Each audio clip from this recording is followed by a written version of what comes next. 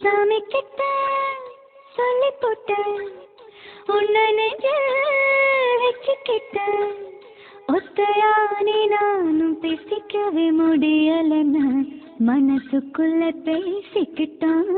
சுத்தமானி நானும் பார்த்துக்கவே முடியலன்னா கனவுக்குள்ள பார்த்துக்கிட்டான் சாமி கிட்ட